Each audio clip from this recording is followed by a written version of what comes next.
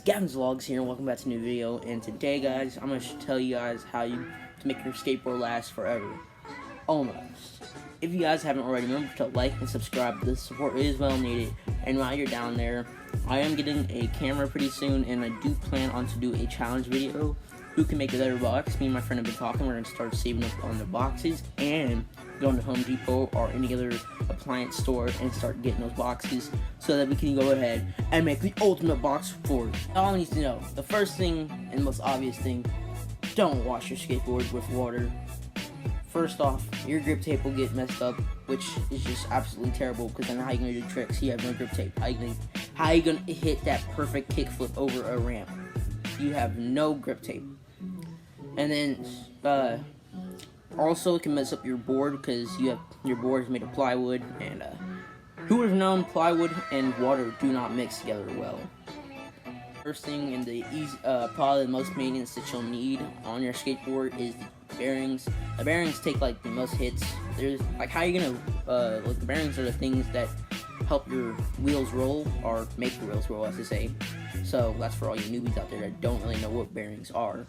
That's what makes your wheels roll, and they're basically taking the most impact whenever you're doing a awesome ollie or kickflip over some stairs, whatever.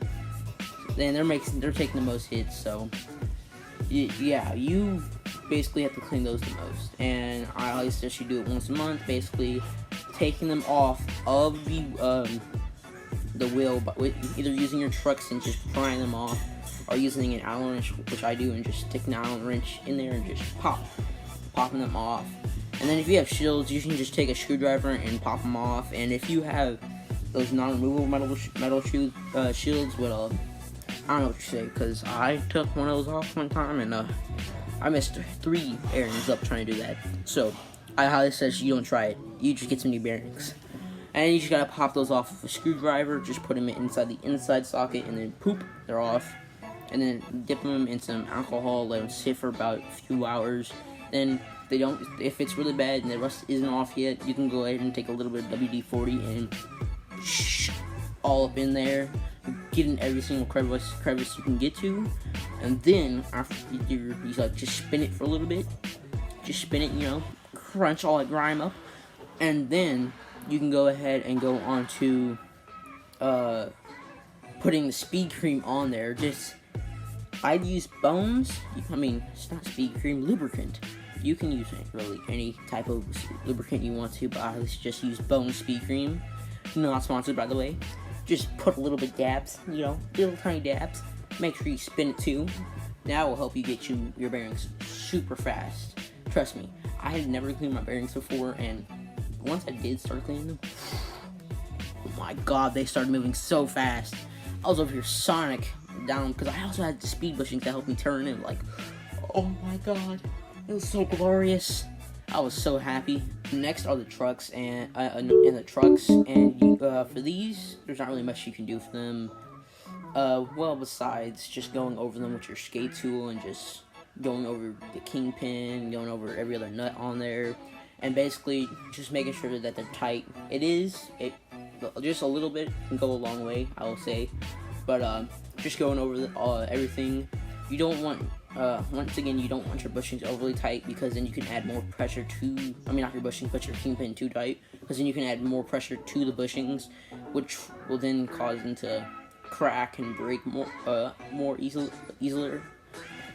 And then if you leave them too loose, then you can just risk the kingpin just popping off or getting wheel bite. Which, to fix wheel bite, all you gotta do is get some skate wax, put it right in the middle where the board and the wheel usually gets wheel bite, and then you should stop getting wheel bite. You should just be smooth riding onto the deck. If there's really nothing you can do much about a deck, especially if you already got it waterlogged, or if you left it out in the sun to get those pressure cracks, or waterlogged, of course.